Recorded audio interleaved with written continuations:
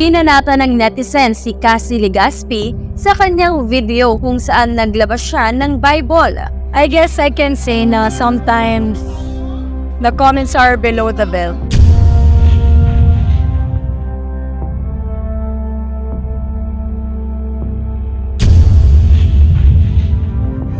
But again, my family chooses not to engage with hateful comments. So, peace lang kami. Chill lang kami.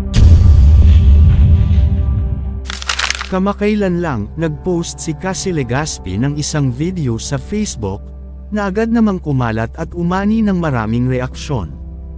Sa unang tingin, ito'y tila isang pangkaraniwang dance video, pero mayroong isang bahagi dito na nagdulot ng mainit na usapan. Ano kaya ito, at bakit maraming nagalit kay Cassie Legaspi? Tara, alamin natin ang buong detalye. Panoorin ang buong video. Kumusta mga idol? Mayroon naman tayong bagong chika sa inyo. Bago yan, welcome sa channel ni Mr. JV. Noong February 25, naglabas si Cassie ng isang dance video na agad naging viral sa social media. Sa unang tingin, ito ay tila isang simpleng dance video lang, subalit sa gitna ng kanyang sayaw, biglang inilabas niya ang isang pink Holy Bible. Agad naman naglabas ng saloobin ang mga netizens sa di inaasahang kilos ni Cassie. May mga hindi natuwa, at ang iba naman ay nagpahayag ng kanilang pag-aalala, ukol sa paggamit ng banal na Biblia. Ang iba naman, nag-aakalang baka nais ni Cassie na hikayatin ang mga tao na magbasa ng Biblia. Ang video na ito ay mabilis na kumalat online, at sa ngayon, mayroon na itong 2.8 million views, 23,000 reactions, at 1,400 comments. Subalit, ang karamihan sa mga komento ay hindi maganda, at puno ng galit at pagbabatikos mula sa mga netizens. Narito ang mga pahayag ng netizens tungkol kay Cassie Legaspi. Anong connect ng Bible sa content mo?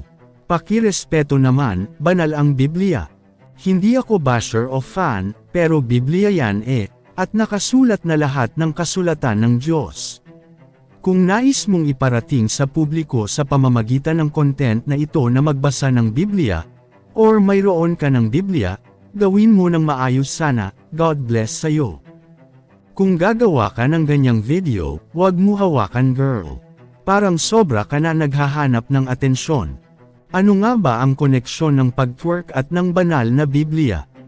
Dinamay mo pa ang Biblia, sa kung ano-ano ginagawa, hay nako mga bata talaga halos di na nag-iisip, if tama ba ang ginagawa.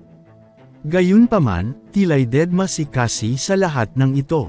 Walang reaksyon mula sa kanya, at tila'y patuloy siyang tahimik at ang kanyang mga magulang na sina Carmina Villarroel at Zoren Legaspi, na kilala sa pagtatanggol sa kanilang mga anak, ay wala ring reaksyon sa issue. Kayo mga idol, ano ang masasabi nyo sa chika topic natin ngayon? At syempre bago tayo magtapos sa ating video, ay inaanyayahan ko kayo na mag-like sa ating Facebook at mag-subscribe na rin sa YouTube, dahil malaking tulong na ito sa pag-grow ng aking channel, upang mas lalo pa ako na magsipag sa pag-upload ng mga videos na kagaya nito. Hindi naman ako nagmamakaawa sa inyo mga idol, pero sana maawa na kayo. Hanggang dito na lang ang ating video, maraming salamat sa inyong pagtambay, bye-bye!